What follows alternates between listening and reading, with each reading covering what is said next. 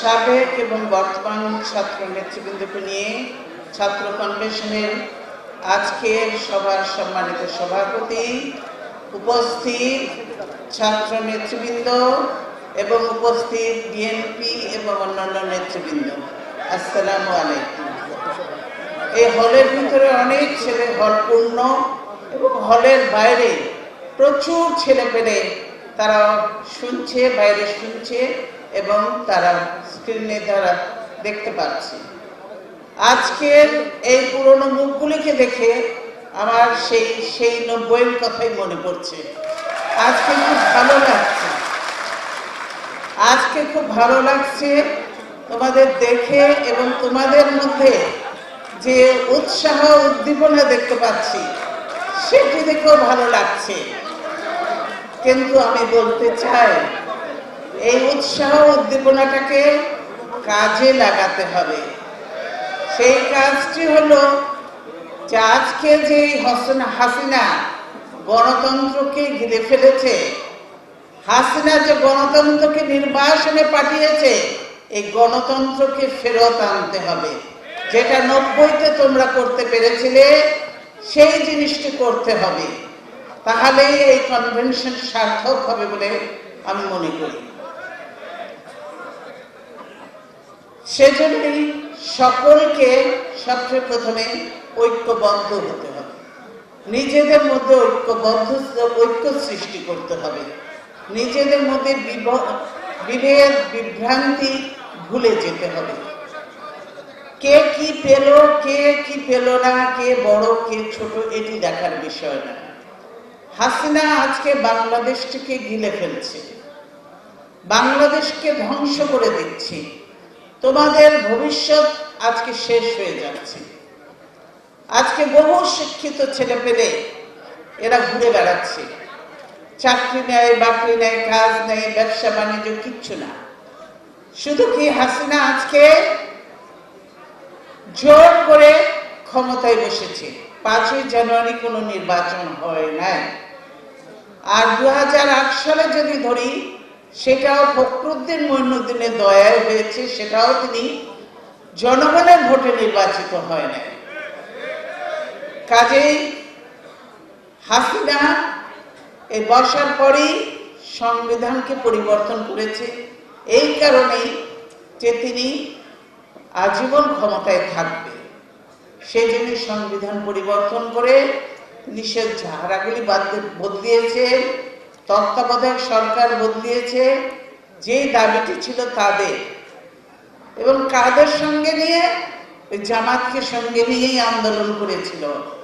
জামাত ছিল তাদের সবচেয়ে বড় সাথী এবং তাদের শক্তি।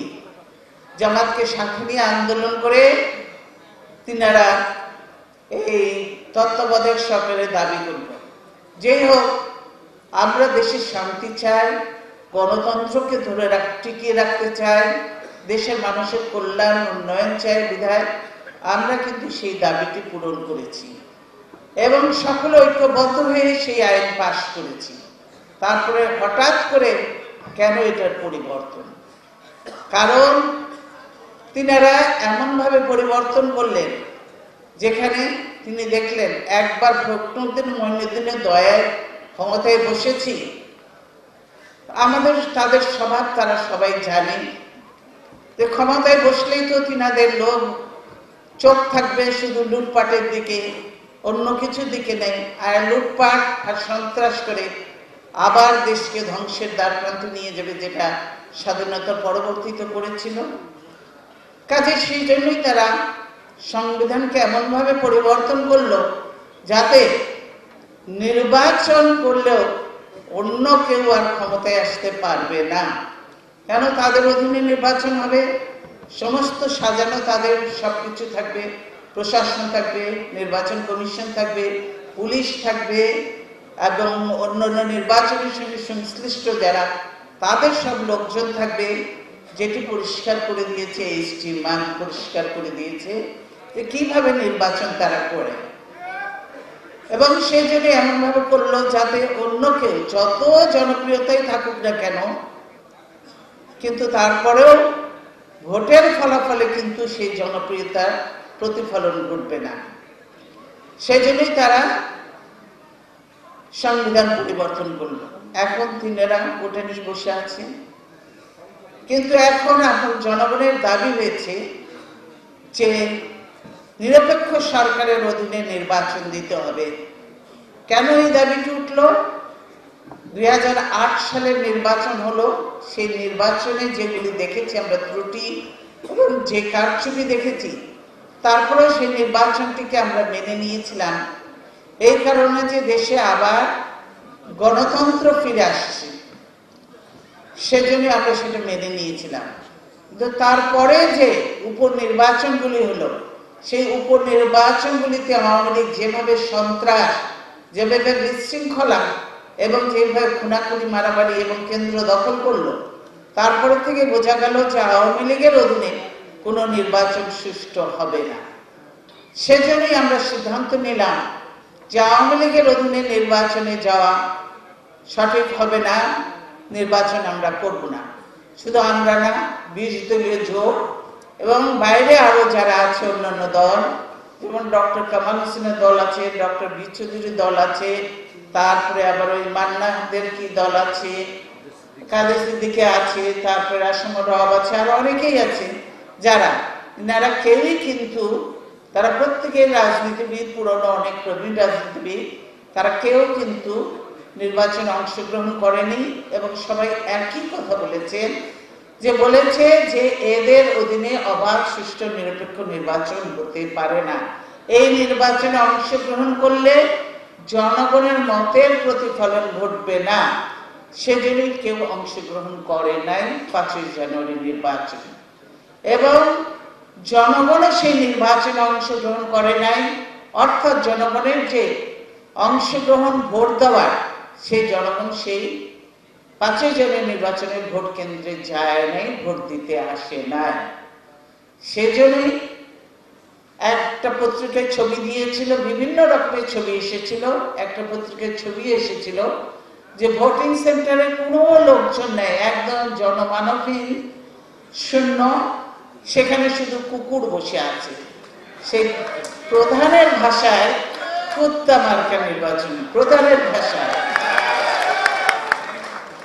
সেই দেখে, এবং সবাই দেখেছে, বিদেশিরাও দেখেছেন, যে সকলেই সেজন্য বলেছে যে দেশে কোনো নির্বাচন হয় নাই, এবং সকলেই চায়, বিদেশিরাও বলেছে যে দেশে সকল দলের অংশগ্রহণে একটা নির্বাচন সুষ্ঠু হতে হবে, এবং সেই নির্বাচনের পরিবেশটা এমন হবে যে সেখানে সকলের সমান ইয়ে থাকবে।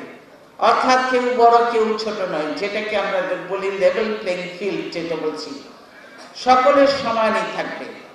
না হলে তো খেলা যায় না মাঠে। কারো মাঠ যদি একদম স্মুথ থাকে আর কারো যদি উচ্চালিত থাকে, তাহলে কোনোদিনই সেই খেলায় জয়লাভ করতে পারবে না, সে যত ভালো টিমই হোক না কেন। সেই জন্য সকলে এটা বলেছে যে লেভেল প্লেইং ফিল্ড হতে হবে। কিন্তু ফিল্ড যদি লেভেল হয়, তাহলে ওই আওয়ামী লীগের জন্য তো অসুবিধা। ইতিমধ্যেই যে 5 বছর যত অপকর্ম করেছে, অপকীর্তি করেছে, সেইগুলো হিসাব করলে তো জনগণ আর কখনো ভোট দেবে না। এবং সেই নিয়েতেই এই নির্বাচন তারা জবরদস্তি একটা নির্বাচন করে জোর করে ক্ষমতায় টিকে আছে। কিন্তু এই সরকার সম্পূর্ণভাবে অবৈধ সরকার একটি। কাজে এই সরকারের অধীনে এই সরকার যে কিছু কাজকর্ম করছে বা যেসব আইনগুলো এই পার্লামেন্ট থেকে পাশ করছে, এগুলো কিন্তু কোনো বৈধতা নেই। এই আইন, এটা একটা অবৈধ পার্লামেন্ট। এরা এখানে 154 জন যদি বিনা ভোটে নির্বাচিত হয়ে আসে, স্পিকার বিনা ভোটে নির্বাচিত, এই যে লিডার অফ দ্য অপোজিশন বলা হয়, তিনিও বিনা ভোটে নির্বাচিত। তার উপর আবার এরা অপোজিশন কোথায়? ওইদিকে মন্ত্রীও আছে, আবার এইদিকে অপোজিশন বেঞ্চেও বসছে। এবং দেশে যে এত ঘটনা ঘটছে, দেশের যে এত সমস্যা, দেশের যে মানুষের এত দুরবস্থা, এগুলো নিয়ে কিন্তু কোনো কথা বলে না তারা। কেন? তারা তো সরকারের অংশ, তারা বলে যে এই গুম খুন হত্যা নির্যাতন দুর্নীতির ভাগ তারা নেবে না, ক্ষমতার ভাগ দিবে আর দুর্নীতির ভাগ দিবে না, আর খুনের ভাগ নেবে না, এ তো হতে পারে না, ভাগ তাদেরকেও নিতে হবে এবং তারাও ভাগিদার। কেন যে এরা তো সব একই রকমের। ওই যে বলল যে তাদের সঙ্গে এখন যারা আছে তাদের অতীত দেখেন, তাদের অতীতটা একটু ঘেঁটে দেখেন, প্রত্যেকেই কিন্তু তারা খুন হত্যা ষড়যন্ত্রের সঙ্গে জড়িত। যেসব দলগুলি আছে, এরশাদ আছে, এরশাদও তো তাই।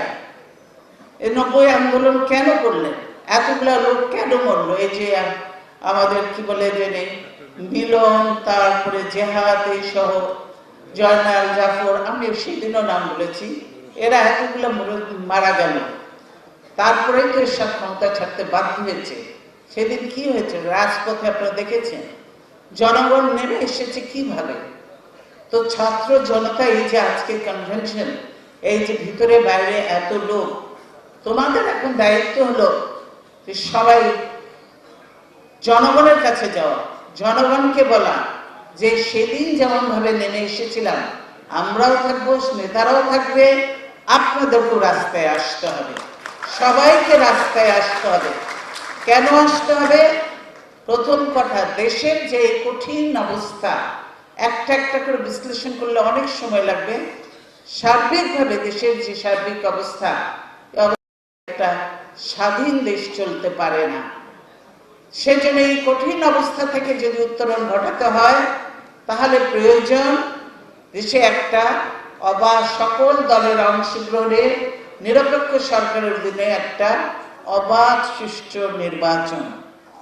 যেই নির্বাচনে জনগণ ভোট দিবে, ভোটের অধিকার সম্পূর্ণ জনগণের, পছন্দ জনগণের, জনগণ ভোট দিয়ে যাদেরকে নির্বাচিত করবে তারাই হবে সত্যিকারের জনগণের প্রতিনিধি, এবং তাদের মাধ্যমেই দেশের কল্যাণ এবং উন্নয়ন করা সম্ভব হবে।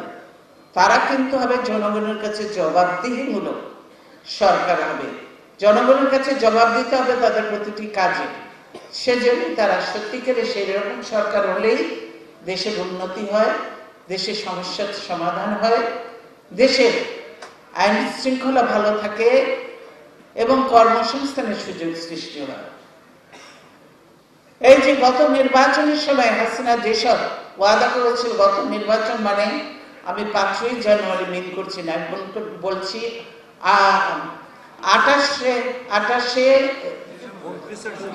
2008 সালে 29শে ডিসেম্বর যে নির্বাচনটি হল সেটির কথা বলছি। সেখানে যেসব ওয়াদা সে করেছিল, সেই ওয়াদা তো সে একটাও রক্ষা করে নাই। সেখানে এই যে আজকে ছাত্র যুবকদের বলেছিল না সব ঘরে ঘরে চাকরি দিবে, কোথায় ঘরে ঘরে চাকরি? আজকে চাকরি নেয়, ঘরে ঘরে আজকে বেকারত্ব সৃষ্টি হচ্ছে, বেকার বাড়ছে। আওয়ামী লীগের লোকজনকে কিছু চাকরি দিচ্ছে, সব জায়গায় আওয়ামী লীগ বসানো হচ্ছে। তারপরে কৃষকদেরকে বলেছিল যে কৃষকের কৃষি উপকরণের মূল্য হ্রাস করবে, বিনামূল্যে সার দিবে, কৃষি উপকরণে বিনামূল্যে বাকি কৃষি উপকরণ দিবে, কিন্তু সেটা করেনি। কৃষকদের আজকে আরো দুরবস্থা, জনগণকে বলেছিল 10 টাকা কেজি চাল দেবে, সেটাও দেয় না। কৃষকের আজকে কি দুরবস্থা, কৃষকের আজকে এইটা হলো ভরা মৌসুম, ধান কাটছে এখন, নর্থ বেঙ্গলে অনেকে আছে জানেন, সারা দেশে এখন ধান কাটা মারা হচ্ছে। কাজে ভরা মৌসুমে কৃষকেরা ধান কেটে ধান মজুত করছে, কিন্তু সরকার ধান কিনছে না। এখন আমদানি করছে বিদেশ থেকে। কেন?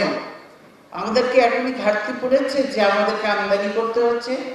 আমদানি করছে এবং সে আবার রপ্তানিও করছে, তো এই আমদানি করে রপ্তানি করার তো পুরো প্রয়োজন নেই।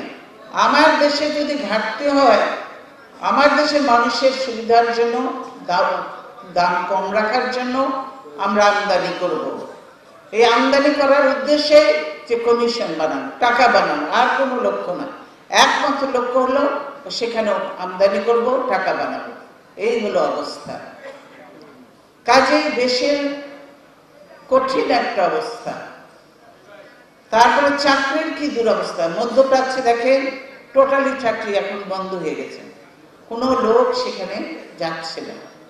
দিনে দিনে সেজন্য কিন্তু আমাদের রেমিটেন্স কমছে এবং আইন শৃঙ্খলা এত খারাপ যে সেই জন্য দেশি এবং বিদেশি কোনো বিনিয়োগ হচ্ছে না। দেশের বড় বড় ব্যবসায়ী যারা, তারা বিভিন্ন জায়গায় কিন্তু তারা দেশের বাইরে চলে যাচ্ছে, অনেকে ব্যবসা প্রতিষ্ঠান গুটিয়ে অনেকে বাইরে চলে যাচ্ছে, দেশে সব কিছু ইয়ে করে। আর বিদেশিরা কেউ আসছে না বাংলাদেশে বিনিয়োগ করতে, কেন বাংলাদেশে পরিবেশ ভালো নয়। দুর্নীতি, চাঁদাবাজি, অত্যাচার, টেন্ডারবাজি, এই ছাত্রলীগ, যুবলীগ, স্বেচ্ছাসেবক লীগের অত্যাচারে জনগণ অতিষ্ঠ। সামান্য একজন মুদি দোকান এলাকা পর্যন্ত, এমনকি সেদিন দেখলাম পত্রিকার একজন রিক্সা চালককে পর্যন্ত খুন করে তারা তার কাছ থেকে টাকা নিয়ে গেছে। আজকে ছাত্রলীগ কোন পর্যায়ে গেছে? আমি তো বলবো যে হাসিনাকে, ছাত্রলীগ, গুন্ডা লীগকে সামলান, এদেরকে সামলান, আর নিজের জিহ্বাটাই নিজে একটু সংযোজন করেন, নিজের জিহ্বাটাকে ঠিক রাখেন। যে ভাষায় কথা বলেন, বাংলাদেশের সংঘোষিত প্রধানমন্ত্রী হলো, তার মুখে এসব কথা শোভা পায় না। কাজে নিজের জিহ্বাটা একটু ঠিক করেন, নিজের মুখটা সামাল দেন, আর ছাত্রলীগ, এই গুন্ডালীগ, যুবলীগ এগুলোকে সামাল দেন, তাহলে দেশের মানুষ কিছুটা হলেও শান্তি পাবে।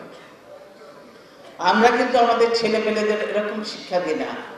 আমরা বলেছি সততায় জিয়াউর রহমানের দল করতে গেলে জিয়াউর রহমানের আদর্শ, নীতি, সেগুলি নিয়ে চলতে হবে। জিয়াউর রহমান পথ দেখিয়ে গেছেন, সেই পথ ধরেই কিন্তু আজকে এই ছেলেরা তার নীতি আদর্শ অনুসরণ করে আজকে তারা এই দলে এসেছে এবং সেভাবে তারা কাজ করছে। তার মধ্যে ব্যতিক্রম কিছু থাকলেও সেখানেও কিন্তু আমরা কঠিন হই তাদের বিরুদ্ধে, সেখানে ছাড়া হবেও না কোনো সময়। আমাদের দেশে এখন সবচেয়ে বড় সমস্যা সেটা হলো দেশে অর্থনৈতিক অবস্থা প্রতিনিয়ত খারাপ হচ্ছে। আজকে অর্থমন্ত্রী, এই দেশের বর্তমানে অনির্বাচিত অর্থমন্ত্রী, তিনি নিজেই স্বীকার করছেন যে সরকারি ব্যাংকগুলো সব দেউলিয়া হয়ে গেছে, ব্যাংকের টাকা সব নিয়ে গেছে আওয়ামী লীগের লোকজন, সব ব্যাংকের টাকা নিয়ে গেছে এবং ব্যাংক পরিচালনা করতে পারছে না। কেন? সেখানে ভালো ভালো লোককে সবকে বিদায় করে দিয়েছে, আর সেখানে সব আওয়ামী লীগের লোকজনকে বসানো হয়েছে, যারা কাজ কাম কিছুই বোঝে না, জানে না, সেই সব লোককে বসানো হয়েছিল, অদক্ষ অযোগ্য লোককে বসানোর ফলেই আজকে ব্যাংকের এই দুরবস্থা। আর তার উপরে ইচ্ছা মতো ঋণ নিয়েছে আর সেগুলি পরিশোধ করেনি বলে ব্যাংকগুলো সব দেউলিয়া করে দিয়েছে। ফলে দেশের অর্থনীতি আজকে একটা কঠিন বিপদের মধ্যে পড়ে আছে। তারপর দেশিরা বিনিয়োগ করছে না। কেন দেশিরা বিনিয়োগ করছে না? যে দেশে ব্যাংকের ঋণের সুদের হার অনেক বেশি, সুদ অনেক বেশি, সেজন্য তারা বিনিয়োগ করবে, সুদ দেবে, কিন্তু সময় মতো তার যদি প্রকল্পটি শেষ না হয় বা তার শিল্প কলকারখানা যদি শেষ না হয়, শুরু করতে করতেই যদি ছাত্রলীগ, গুন্ডা লীগের চাঁদাবাজিতে তারা অতিষ্ঠ হয়ে যায়, তার প্রতিষ্ঠানের কাজই করতে না পারে, তাহলে সেই প্রতিষ্ঠান চালাবে কি করে? তারপরে তিনি তখন ঋণ খেলাপি হয়ে যান, বোঝা হয়ে যায়। তারপরে সেই জন্য ব্যাংক থেকে ঋণও নিচ্ছে না, এত বেশি ইন্টারেস্ট দিনে দিনে বাড়াচ্ছেন, ট্যাক্সও তো বহুগুণ বাড়িয়েছে। তারা করে লুটপাট আর বোঝা চাপায় জনগণের উপরে, এই হলো অবস্থা। কাজেই সেই জন্য অর্থমন্ত্রী স্বীকার করেছে যে আমরা ব্যর্থ হয়েছি। আমরা অর্থাৎ এই অনির্বাচিত আওয়ামী লীগ সরকার ব্যর্থ হয়েছে, দেশের অর্থনীতি ধ্বংস করেছে, দেশ পরিচালনা করতেই তারা ব্যর্থ হয়েছে। অর্থনীতি হলো দেশের মেরুদণ্ড, সেটা দিয়েই তো দেশটা আগাবে। কাজেই তারা সম্পূর্ণভাবে ব্যর্থ হয়েছে। সব প্রতিষ্ঠানগুলি দেখেন, আজকে প্রশাসনে এই যেখানে সাবেক ক্যাবিনেট সেক্রেটারি এই যে হারিম শাহ বসে আছে, সে দেখেছেন প্রশাসনের আজকে কি দুরবস্থা। সেখানে প্রতিনিয়ত আতঙ্ক বিরাজ করছে, কখন কার চাকরি যায়। ইতিমধ্যে বোধহয় 4080 জন ওএসডি হয়ে বসে আছে, আরো বহু লোকের চাকরি গেছে। কি তারা বিএনপি করে, বিএনপির সমর্থক। আরে বিএনপির সমর্থক যদি সবাই হয় তাহলে তোমাদের তো সমর্থন নাই বলতে হবে। আওয়ামী লীগের জিরো সমর্থন, তাহলে এই জিরো সমর্থন নিয়ে টিকে থাকার কি কাম? তার মানে আপনারা সবসময় চুরি করে, ভোট চুরি করে তাদের ক্ষমতায় আসেন, আপনাদের সমর্থন নাই। সব বিএনপির সমর্থক প্রশাসনে, পুলিশ প্রশাসনে, সেখানে যেই হোক তাকে চাকরিচ্যুত কি বা ওএসটি, এই হলো অবস্থা আজকে সেখানে। সেই জন্য নিচে থেকে এমন হলো প্রমোশন দিয়ে তুলছে যারা কাজ জানে না, কাজ জানে না। ফলে সচিবালয়ে কিন্তু একটা অরাজক অবস্থা বিরাজ করছে, সেখানে কিন্তু অশান্তি। কয়েকদিন আগে একটা ধোঁয়া তুললো, বললো যে আমার সাথে কে কে দেখা করেছে সেজন্য নাকি তাদের চাকরি খেয়ে ফেলবে। এটা সম্পূর্ণ ভুয়া। কারণ যে আমার সঙ্গে তো হারুন সাহেবরা, এরা যারা চাকরি যাদের খেয়েছেন বা করেছেন, তারা তো আমার সাথে প্রতিনিয়ত কাছে উপদেষ্টা আছে, তারা আসে দেখা করে করছে। এরকম লোকেরাই আমার সঙ্গে দেখা করছে। হ্যাঁ, মিটিং তো করেছে, কারা করেছে সেটি জানা দরকার। আপনার যে গোয়েন্দারা, ওই যে বলে না, যখন সময় খারাপ যায়, আপনার সময় ফুরিয়ে এসেছে, গোয়েন্দারাও এখন আপনাকে উল্টাবো সব আপনাকে ভুল তথ্য দিয়ে আপনারাও এখন শেষ করবার অবস্থা এসছে। এরা কখনো সময় বুঝি, এরা কিন্তু ঠিক সময়টা বুঝে কেটে পড়ে এবং তখন সব ভুল তথ্য দেয়। কাজেই এখন কার চাকরি খাবে আরো, সেই জন্য তাদেরকে একটা মিথ্যে দিয়ে এদের চাকরি খেতে হবে। এরা দেখা করেছে আপনার সঙ্গে। বিডিআর এর মিউটিনি যারা করলো, তারা দেখা করে সেরাটন থেকে খাওয়াতে পারে না। এই সব সন্ত্রাসী হত্যা, এতগুলো অফিসারদের হত্যাকারীদের সঙ্গে আপনি চা খেতে পারেন, আর আমার সঙ্গে অফিসাররা দেখা করলে, আমি বাংলাদেশের একসময় প্রধানমন্ত্রী ছিলাম, বাংলাদেশের অপোজিশন লিডারও ছিলাম, আমার সঙ্গে দেখা করলেই বা দোষের কি আছে? এরা তো বাংলাদেশের নাগরিক, এখানে তো আইনগতভাবে কোনো নাই যে দেখা করতে পারবে না, এটা বেআইনি কিছু নয়। কিন্তু এটা করেনি, তারপরেও তাদের চাকরি খাওয়ার জন্য এটা করেছে। আপনি সব এদের সঙ্গে দেখা করতে পারবেন, সন্ত্রাসীদের সঙ্গে দেখা করবেন, জঙ্গিদের সঙ্গেও দেখা করবেন, আর আমার সঙ্গে দেখা করলে, অফিসাররা দেখা করলে দোষের। এই হলো অবস্থা। কাজে এই অবস্থায় দেশ চলতে পারে না। সেজন্য আমি বলতে চাই যে আওয়ামী লীগ যতদিন থাকবে দেশের অবস্থা খারাপ হবে। এর আগে আপনারা শুনেছেন, পত্রিকায় বেরিয়েছে, দেখেছেন, যে বলেছে যে আওয়ামী লীগের আমলে 2011, 12, 13 সালে সুইস ব্যাংকে টাকা জমা হয়েছে। তো 2011, 12, 13 সালে ক্ষমতায় কারা ছিল? টাকা তো তাদের কাছে, তো তারাই তো সুইস ব্যাংকে টাকা জমা রাখতে পারে। তো সুইস ব্যাংকে সব টাকাগুলো আপনারা জমা রেখেছেন। এখন সুইস ব্যাংকে বহু কোটি টাকা জমা হয়েছে। এই টাকা সব বাংলাদেশের জনগণের টাকা আপনারা পাচার করেছেন, সুইস ব্যাংকে জমা করেছেন আপনারা এবং আপনার দলের লোকেরা। আজকের পত্রিকায় আছে 14,000 কোটি টাকা পাচার। 14,000 কোটি টাকা পাচার করেছে এই কিছুদিনের মধ্যে। এটা দিয়েছে কি 151টি দেশ থেকে প্রচার হওয়া অর্থের রিপোর্ট প্রকাশ। 151টি দেশ থেকে রিপোর্টটা প্রকাশ হয়েছে এবং এইটা কয়েক বছর মধ্যে কারা করেছে তাদের কিন্তু আপনারা ধরাছোঁয়ার বাইরে রেখেছেন। এদের নামে কোনো মামলা হয় না, এদেরকে ধরা হয় না, এদের কিছু বলা হয় না, এদেরকে ধরা যাবে না, ছোঁয়া যাবে না। কেন? আওয়ামী লীগের। এরা আওয়ামী লীগের হলেই তো সব মাফ। সেজন্য আমি বলতে চাই যে এই যে দুর্নীতির কথা বলছেন আর নিজেরা দুর্নীতি করলে সব মাফ। হ্যাঁ, দুর্নীতি, আমরা দুর্নীতির বিরোধী। যদি সত্যিকারের দুর্নীতি হয়ে থাকে সেটা দেখা দরকার, কিন্তু নিজেদের দুর্নীতিগুলো আপনারা ধরবেন না, নিজেদের লোকদের বা নিজে করবেন সেটা ধরবেন না, সেটা তো হয় না। দুই রকম নীতি তো চলতে পারে না। আইন সবার জন্য একই রকমের একটা দেশে। সেখানে এই ফখরুদ্দিন মঈনুদ্দিনের দেওয়া মামলা আমার মনে করেছে 5টা, হাসিনার ছিল 15টা।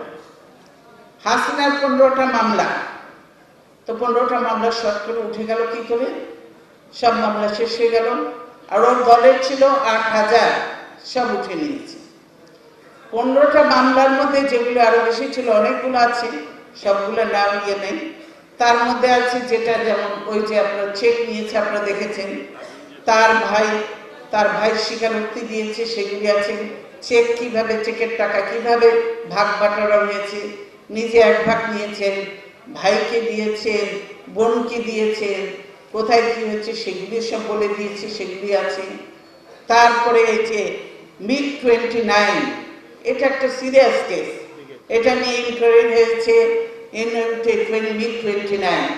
তারপরে এটা তো ছিল সেকেন্ড হ্যান্ড, একটা বলেছে নতুন বলে এনেছেন, এবং আমাদের সময় যে মিগটার দাম চেয়েছে তার ডবল দাম দিয়ে আপনারা কিনেছেন। কাজে এই MiG-29 জন্য কেস হয়েছে, এবং এটা সাজা হতো। সে যদি তড়িঘড়ি করে আপনি মইনুদ্দিন ফখরুদ্দিনের সঙ্গে আঘাত করে, এবং ক্ষমতায় এসে তারা যা ছিল সব মাপটা করে দিয়ে ক্ষমতায় এসে নিজের মামলাগুলি তুলে নিলেন। ফ্রিগেট ওটা কোনো ফ্রিগেটই ছিল না, ওটা একটা জাহাজের মধ্যে জোড়া তালি দিয়ে বসিয়ে ফ্রিগেট বানানো হয়েছে, এবং বহু টাকা, অনেক বেশি দামে এই ফ্রিগেট কেনা হয়েছে।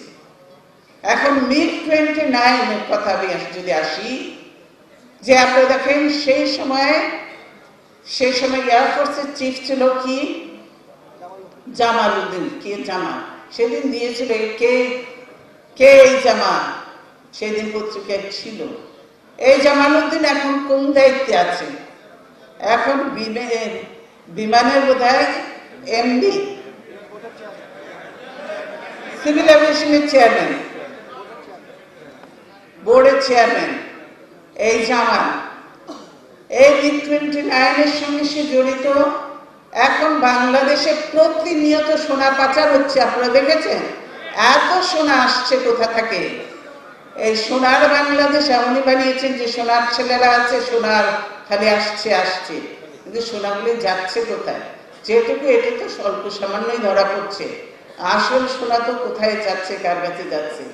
এই জামালউদ্দিনের মধ্যে ইনভলভ, এবং জামালউদ্দিনের সঙ্গে আরো বড় বড় অনেকেই ভাগ পান আপনারা। সেজন্যই এই সোনা নিয়ে বেশি কিছু বলা হয় না, কিছু হয় না, পাচারকারীকে ধরা হয় না। জামালউদ্দিন এমন কি অফিসার যে সে ছাড়া বাংলাদেশে এর থেকে ভালো লোক পাওয়া যায় নাই। একজন দুর্নীতিবাজ যার কেস হয়েছিল MiG-29, তাকে এনে আবার চেয়ারম্যান বানাতে হবে কিসের জন্য? এগুলো কি দেশের মানুষ বোঝে না? সব বোঝে। কাজেই এই দুর্নীতির সঙ্গে যে আপনারা জড়িত ওতপ্রোতভাবে, সেটা জনগণ বোঝে। সেজন্য বলি যে এইগুলোর বিচার হবে না কেন? বাংলাদেশে আজকে বিচার বিভাগ বলে কিছু নেই, বিচার বিভাগ ধ্বংস হয়ে গেছে, এটা চলে গেছে আওয়ামী লীগের পকেটে। আজকের বিচারপতিরা চেহারা দেখে বিচার করে, দল দেখে। আজকে আওয়ামী লীগ হলে সব খালাস, সব মা, আওয়ামী লীগদের সবকে খালাস। সেখানে তারা মানুষ খুন করুক, গুম করুক, দুর্নীতি করুক, পাচার করুক, চোরাচালান করুক, সব তাদের মা। তাদের মামলা হয় না, তাদেরকে ধরলো 2 দিন পরেই বেল দিয়ে দেওয়া হয়। কিন্তু আমাদের মামলা থেকে সেটাই হয় না, নানা রকম হয়রানি করা হয়, যেটা সঠিক নয়, সেটা নিয়ে নানা রকম ভাবে হয়রানি চলে। আমরা বলতে চাই যে হাসিনার মামলাগুলোকে পুনর্জীবিত করতে হবে, রিভাইভ করতে হবে। আমাদের মামলা যদি করতে হয় তাহলে হাসিনার মামলা করতে হবে, এগুলো খালাস হতে পারে না। এই মামলা তো সব বাতিল হয়ে যাবে, এই মামলাগুলি সমস্ত পাশ করে দেওয়া হবে, আর আমাদের মামলা নিয়ে আমাদেরকে হয়রানি করা হবে। এরকম বিচার বিভাগ চলতে পারে না। বিচারপতিদের উদ্দেশ্যে বলতে চাই, আপনারা বিচারক, সম্মান করি আমরা আপনাদেরকে। আপনাদের দায়িত্ব হলো নিরপেক্ষভাবে চোখ বুঝে আপনাদেরকে অন্যায় যে করবে তাকে শাস্তি পেতেই হবে। আর যদি সেই কেসের মেরিট দেখে আপনারা ঠিক করবেন কে সাজা পাবে কে পাবে না, কিন্তু কেসের মেরিট না থাকা সত্ত্বেও আপনারা জোর করে সে আওয়ামী লীগ করে না বলে সাজা দিবেন, সেটা হতে পারে না। বিচারপতিদের বলতে চাই, আপনারা হাসিনার কথা মতো চলবেন, আওয়ামী লীগের কথা মতো চলবেন নিজেদের চাকরির জন্য বা নিজেদের ভালো ভালো ট্রান্সফারের জন্য, এটা বোধহয় সঠিক হবে না। জনগণের প্রতি, দেশের মানুষের প্রতি অবিচার করা হবে। আপনাদের উপরে মানুষের অনেক আস্থা বিশ্বাস রয়েছে, আপনারা ন্যায় বিচার করুন, আপনারা সত্যের পক্ষে থাকুন, গণতন্ত্রের পক্ষে থাকুন, জনগণের পক্ষে থাকুন, সকলের প্রতি সমান আচরণ করুন। কে বিএনপি, কে আওয়ামী লীগ, কে জামাত, কে ছাত্র লীগ, কে যুবলীগ, সে কি ছাত্র দল, কোনো কিছু দেখা দরকার নেই। আপনারা যে অন্যায় করছে সে শাস্তি পাবে, সেটাই দেখা দরকার। কেন আপনারা ভুলে যেন না, আপনারা মানুষ, আপনারা মানুষ এবং জন্মালে মরতে হবে। আপনারা মানুষ, আল্লাহর কাছে যে আপনারা কি জবাব দেবেন? আপনারা যে অন্যায় করেছেন, যে লোকটির সঙ্গে সাজা দিচ্ছেন, দিনের পর দিন জেল খাটাচ্ছেন, যে লোকটা দোষী নয় তাকে জেল খাটাচ্ছেন, আল্লাহর কাছে যে এর 3 গুণ শাস্তি আপনাদেরকে ভোগ করতে হবে। 3 গুণ কেন, 10 গুণ শাস্তি আপনারা ভোগ করবেন। সেই শাস্তি আরো অনেক কঠিন, অনেক কঠিন, অনেক কষ্টকর শাস্তি। আমরা মনে করি যে আপনারা এখনো যখন রাতে ঘুমান একবার চিন্তা করেন যে আপনারা কি করছেন। পরের দিন আপনারা যে একটা লোকের সঙ্গে, যার জীবন মরণ সমস্যা, লোকটার সঙ্গে আপনারা এরকম করেন না। আপনারা সৎ পথে থাকেন, ন্যায়ের পথে থাকেন, সত্যের পথে থাকেন এবং সঠিক পথে থাকেন, তাহলে নিশ্চয় আল্লাহ তাআলা আপনাদেরকে মাফ করবে, জনগণের প্রতিও সুবিচার হবে এবং আর যদি অন্যায় করেন, আমরা মনে করি হ্যাঁ এই লোকটা তো দুনিয়ায় শাস্তি পাবে, জেল যাবে, জরিমানা হবে, কারো ফাঁসি দিবেন, কিন্তু আপনাদেরকে ফাঁসির থেকে আরো কঠিন শাস্তি ভোগ করতে হবে, সেটাও কিন্তু আপনারা ভুলে যেন না। সেই জিনিসটা আপনাদের মনে রাখা দরকার। তাই আমি বলতে চাই যে আজকে এই আওয়ামী লীগ এই দেশটাকে খেতে বসেছে। কয়েকদিন আগে দেখলেন যে দেশে তো সব প্রতিষ্ঠান ধ্বংস করেছে। লেখাপড়া, এই ছাত্ররা, ইউনিভার্সিটি ছিল, ছাত্ররা লেখাপড়া হতে আসছে। আওয়ামী লীগের সময় আওয়ামী লীগ আসলে ক্ষমতায় আসলে লেখাপড়া শেষ করে দেয়, কারণ ওরা চায় না এই দেশের ছেলেমেয়েরা লেখাপড়া শিখে শিক্ষিত হয়ে সুনাগরিক হিসেবে গড়ে এসে এই দেশকে নেতৃত্ব দেয়। সেই জন্য আওয়ামী লীগ যখন ক্ষমতায় আসে, নকলের মহোৎসব শুরু হয়। নকল নকল নকল চলে, আপনারা দেখেছেন এর আগে নকল খুলে। এর আগে তো শুনেছি একসময় স্বাধীনতার পরে আরে ছেলের জায়গায় বাপু পরীক্ষা দেয়, যে শিক্ষিত নাহলে ভাইয়ে যে পরীক্ষা দেয়, এরকমই শুনেছি আমরা। কেউ কারো কোনো জবাব দিতে নেই বলেই হলো। আর এখন হয়েছে কি, এখন আবার শুরু হয়েছে প্রশ্নপত্র ফাঁস। আর আরেকদিকে বলে দেওয়া হয় যে শিক্ষকদের সব স্কুলকে যে বেশি বেশি করে পাস করাতে হবে, নম্বর দিয়ে বেশি করে পাস করাতে হবে, পার্সেন্টেজ বেশি দেখাতে হবে যে এত পাস করেছে, বিদেশিদের কাছে কৃতিত্ব নিতে হবে। কিন্তু তারপরে যে সে কোথাও চাকরিও জুটবে না তার। আর ইউনিভার্সিটিতে যে ভর্তি হচ্ছে, প্রাইভেট বলেন বা পাবলিক বলেন, কোনো ইউনিভার্সিটিতে ভর্তি হওয়ার মতো পারে না। এদিকে পাস করেছে, জিপিএ 5 পাস করেছে, সব খুশিতে মহোৎসব, মা বাবা সবাই খুশি। কিন্তু যখন আবার ভর্তি হতে যায়, ভর্তিতে যে আটকে যায়, কেউ আর পাস করতে পারে না। এবং মেধাবী ছাত্র যারা আছে, ভালো ছাত্র যারা সত্যিকারে লেখাপড়া করে, এরা হতাশ হয়। এরা হতাশ হয় কেন, আমরা এত লেখাপড়া করেও আমরাও ওদের কাছে ওদের সমান সমান হয়ে যায়, কিংবা ওদের থেকে কম থাকি, আর এরা সব বেশি পেয়ে যায়। ব্যাপারটা কি, কাজে এরকমদের মধ্যে হতাশা বিরাজ করে। এইভাবে শিক্ষা ব্যবস্থাটাকে ধ্বংস করে দিচ্ছে।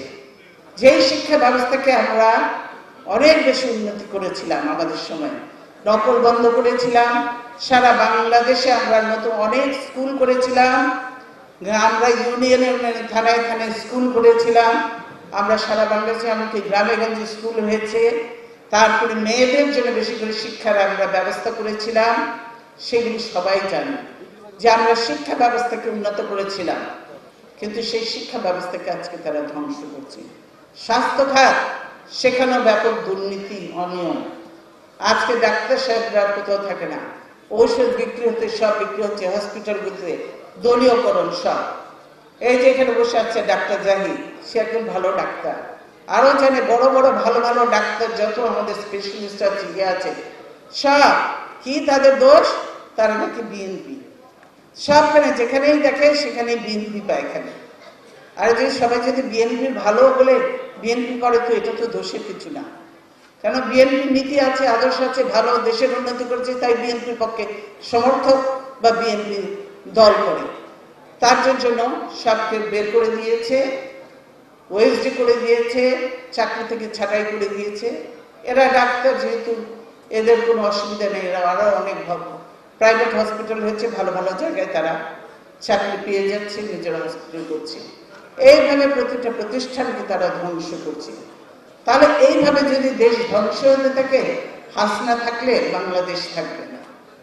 কয়েকদিন আগে যে সুন্দরবনে, এটা তো আমি বলবো যে এটা একটা পরিকল্পিত ভাবে এই কাজটি করা হচ্ছে। সুন্দরবনে যে সুন্দরবনকে ধ্বংস করে দেওয়ার জন্য, কিসের জন্য? ওই রামপালে যে একটা কয়লা বিদ্যুৎ কেন্দ্র করা হচ্ছে, এইটাকে এই কেন্দ্র যদি হয় তাহলে সুন্দরবন ধ্বংস হবে। পরিবেশবিদরাও বলেছে, অনেক আগে আমিও বলেছিলাম, এই রামপালের জন্য এই যে কি বলে যে বালু ক্যারি করা, কি এটা ট্যাঙ্কার বলে নাকি বলেন, এটা আসলে ট্যাঙ্কার, অয়েল ট্যাঙ্কার নয়, কিন্তু এইটাতে করে তিনারা ফার্নেস অয়েল নিয়ে গেছে, যেটা তাদের নেওয়ার কথা না। আর এটার সঙ্গে ধাক্কাই বাজে, ট্যাঙ্কার যার সাথে ধাক্কা লেগেছে, যে জাহাজ বাকি সেটা নাকি খালি ছিল, তাহলে তো এটা ডোবার কথা না। কিন্তু এইটা হ্যাঁ, এটা ওই আওয়ামী লীগ আলাদের কারো আত্মীয় হবে, জুয়েল হোক, জুয়েলই তো গেছে, জুয়েল, তারপর কারো তো ফাইলে কার কি আত্মীয় জানি না, মোট কথা তাদের ধরা না। সেই জন্য তাদেরকে ধরাও হয়নি, কিছুই হয়নি। সুন্দরবনটাকে আজকে শেষ করে দেওয়া হচ্ছে, ফলে সুন্দরবন শেষ হয়ে যাবে। আমাদের পশু পাখিরা সব এই দেশ কিছু মরে যাবে, কিছু হয়তো পালিয়ে অন্য দেশে চলে যাবে, ওই দেশে পাশে চলে যাবে। পরিকল্পিত ভাবে দেশকে ধ্বংস করা হচ্ছে। বিডিআরকে ধ্বংস করলো, প্রশাসনকে ধ্বংস করলো, ওএসডি করে, চাকরিচ্যুত করে, সবকিছু করে। এই সেনাবাহিনীতেও এখন ভয়ে ডরে চাকরিচ্যুত করা হয়, কিছু হলেই তাদেরকে চাকরিচ্যুত করা হয়। বিএনপির গন্ধ পেলেই চাকরিচ্যুত, সেখানেও একই অবস্থা, পুলিশেও একই অবস্থা। এইভাবে দেশ চলতে পারে না। কাজে তোমরা আজকে ছাত্র কনভেনশন করছো, তোমরা এরশাদ বিরোধী আন্দোলনে শপথ নিয়েছিলে। কি শপথ? দেশকে গণতন্ত্র ফিরিয়ে আনতে হবে, স্বৈরাচার মুক্ত করতে হবে, সুশাসন প্রতিষ্ঠা করতে হবে, দুর্নীতি দূর করতে হবে, আইনের শাসন প্রতিষ্ঠিত করতে হবে, দারিদ্র্য বিমোচন করতে হবে, দেশের প্রতিটি মানুষকে শিক্ষিত করতে হবে, ঘরে ঘরে যাতে শিক্ষার আলো জ্বলে, দেশে শান্তি বিরাজ করে, বাংলাদেশ যাতে মাথা উঁচু করে পৃথিবীর বুকে বাঁচতে পারে সম্মানের সঙ্গে। সেজন্যই আমরা ওই স্বৈরাচার বিরোধী আন্দোলন করেছিলাম, এবং সেই আন্দোলনে তোমরা ছিলে আমার শক্তি, সাহস, এবং তাই তোমাদের উপর আর কোনো বিশ্বাস, যদিও আমারও বয়স হয়েছে, তোমাদেরও বয়স হয়েছে, 25 বছর আগের ঘটনা, তারপরেও কিন্তু বয়স হলো, সাহস যদি থাকে তাহলে কিন্তু কাজ করা যায়। আমাদের বয়স হয়েছে কিন্তু সাহস ঠিকই আছে ইনশাআল্লাহ। দেশের জন্য, গণতন্ত্রের জন্য, মানুষের জন্য এখনো আমরা প্রাণ দিতেও প্রস্তুত। তাই হাসিনাকে বলতে চাই, সে ওই আমরা যখনই চাই সরোয়ার্দী উদ্যান বা অমুক জায়গায় মিটিং করার জন্য বিএনপি অফিসের সামনে জায়গা দেয় না, পারমিশন দেয় না। কেন? লোক দেখলেই তাদের ভয়, মানুষ দেখলেই তাদের ভয়। তাদের মিটিংয়ে তো এখন লোক যেতে চায় না, যেসব কথাবার্তা বলে আর যেসব কাজকর্ম করছে, মানুষরা যাবে কোথায়? সেই জন্য সেদিনও তো ছবিতে দেখলাম, গার্মেন্টসের কিছু মহিলা ধরে আনলো, আর সব আনসার বিডিপির ওই হলুদ শাড়ি লাল পাড় পরা লোকজন, আনসার বিডিপির সব, এর বোঝা যায় বসে বসে জায়গা নিচে বসে সবই করে এসে বেনেছে। কাজেই করে না, আমরা চাই যে আপনিও ভালো থাকুন, রাজনীতি করেন, মুখ সংযত করেন, ভাষা সুন্দর করেন এবং জনগণের অধিকার ফিরিয়ে দেওয়ার জন্য যে জনগণ যে আন্দোলন করছে সেই আন্দোলনে বাধা সৃষ্টি করেন না। আর পুলিশকে বলবো যে আপনারা জনগণের সেবক, জনগণের ট্যাক্সের টাকায় কিন্তু আপনারা বেতন পান। কাজে আওয়ামী লীগ জোর করে ক্ষমতায় থাকতে পারে বা আওয়ামী লীগ বলতে পারে গুলি করার জন্য, কিন্তু আমি বলতে চাই আপনি গুলি করছেন কাকে? কি ভিনদেশি লোককে গুলি করছেন? পরদেশিকে কাউকে গুলি করছেন? আপনি তো আপনার দেশের মানুষকে কি করে গুলি করে মারবেন? আপনি আপনার ভাইকে, বন্ধুকে কি করে গুলি করে মারবেন? আপনারও তো ছেলে আছে, আপনারও তো মেয়ে আছে, আপনি তো একজন পিতা সন্তান, আপনারও বিবেক আছে। আপনারা ভুলে যেন না হাসিনা সারা জীবন আপনাদেরকে আগলে রাখতে পারবে না, হাসিনা সারা জীবন আপনাদেরকে করতে পারবে না। কাজে গুলি করা বন্ধ করেন। এর মধ্যে আমি জানি পুলিশের মধ্যে সবার কথা আমি বলবো না, পুলিশের মধ্যে ভালো আছে, বেশিরভাগ ভালো, কিছু আছে একটা বিশেষ জেলার, আর কিছু আছে আওয়ামী ছাত্রলীগের সন্ত্রাসী, এদের দিয়ে এই কাজগুলি করানো হচ্ছে।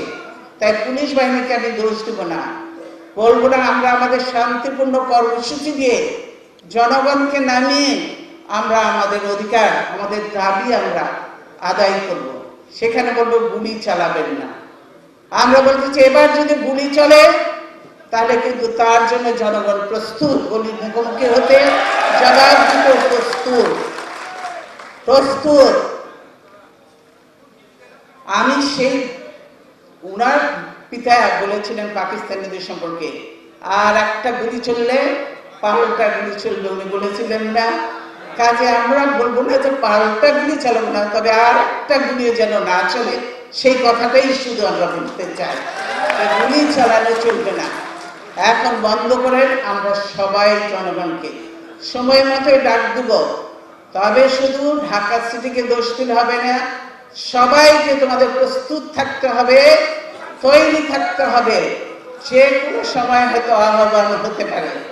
এই বিজয়ের মাস ঢাকা ডিসেম্বর শেষ হচ্ছে, যে কোনো সময় আমরা ডাক দেব এবং আমরা বিশ্বাস করি যে এবার জনগণ সহ জনগণ অতিষ্ঠ আওয়ামী লীগের অত্যাচারে আর এদের লুটপাটে দেশ শেষ হয়ে যাবে। আর বেশি দিন এরা থাকলে বাংলাদেশ নামটাও থাকবে কিনা সন্দেহ।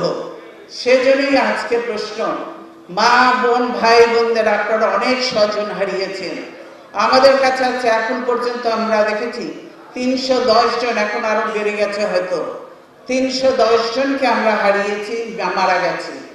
আর 65 জনকে আমরা গুম খুন হয়েছে, এখন পর্যন্ত তাদের কোনো খবর পাইনি। যেহেতু এখনো কোনো খবর পাওয়া যায় নাই, তারা আছে কিনা জানি না।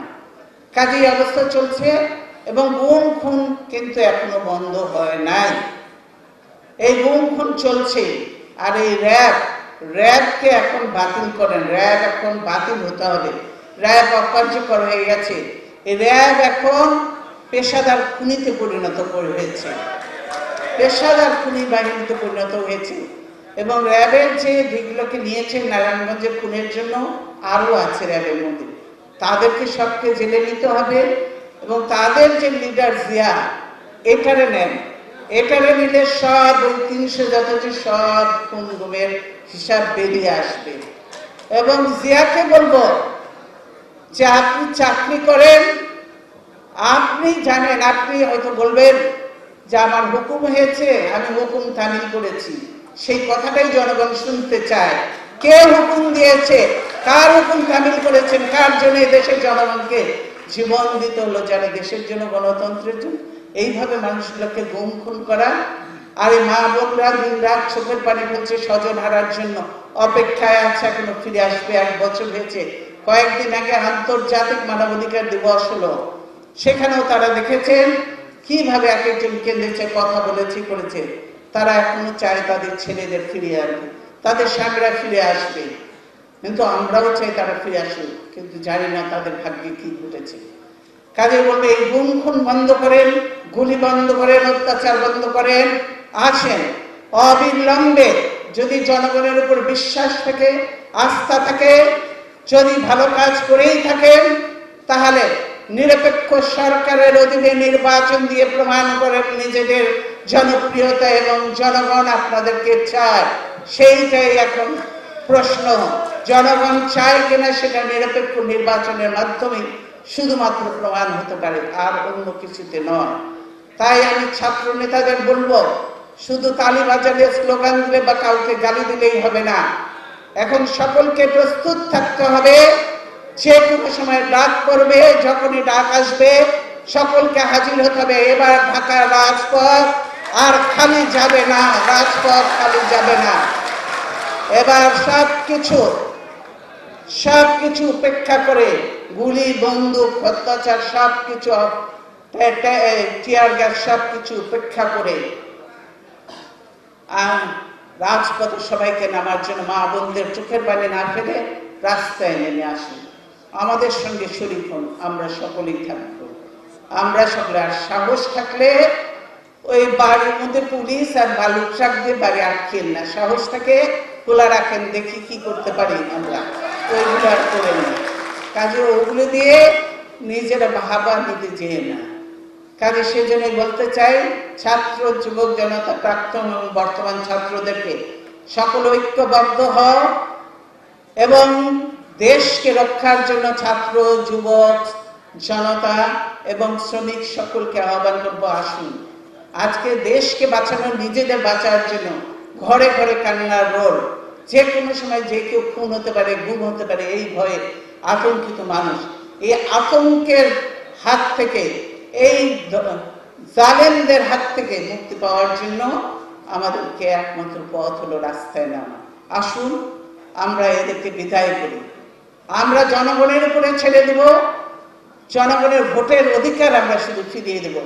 জনগণ ভোট দিয়ে যাদেরকে নির্বাচিত করবে তারাই হবে জনগণের প্রতিনিধি, তাদের মাধ্যমে দেশের গণতন্ত্র, উন্নয়ন, শাসন, আইনের শাসন সবকিছু ফিরে আসবে এবং দেশ সুন্দরভাবে চলবে, দেশ সামনের দিকে এগিয়ে যাবে। এরা তো দেশকে ধ্বংস করে দেশকে প্রতি পদে পেছনের দিকে নিয়ে যাচ্ছে, দেশের ইমেজ নষ্ট করছে। আমাদের গালিগালাজ করতে করতে এখন বিদেশিদের বাদ দেয় না, তাদেরকে এখন গালিগালাজ করে, যা মুখে আসে তাই সেই ভাষায় গালিগালাজ করে। কাজেই বলবো যে নিজেদের মুখগুলো আগে সংযত করেন, তারপর অন্যকে উপদেশ দিন। কাজেই যা বলা, আমরা যা বলি সত্য কথা বলি, সত্য কথা বলি, সঠিক কথা বলি, তথ্যভিত্তিক কথা বলি। কাজেই এই বলেই ছাত্র যুবককে বলবো, জনতাকে, প্রাক্তন ও বর্তমান সব ছাত্ররা ঐক্যবদ্ধ হয়ে অন্যান্য সকল রাজনৈতিক দলদের বলবো যে আসুন দেশকে রক্ষার জন্য, গণতন্ত্রকে ফিরিয়ে আনার জন্য, ভোটের অধিকার ফিরিয়ে আনার জন্য সকলের যদি লক্ষ্য এক থাকে, যার যার অবস্থান থেকে হলো আমরা একসঙ্গে ঐক্যবদ্ধভাবে আমরা আন্দোলনে শরীক হয়ে এই জালেমদের বিদায় করে দেশটাকে বাঁচাই, মানুষগুলোকে বাঁচাই। আপনাদের সকলকে ধন্যবাদ। আল্লাহ হাফেজ। বাংলাদেশ জিন্দাবাদ, ছাত্র যুব ঐক্য জিন্দাবাদ। ধন্যবাদ।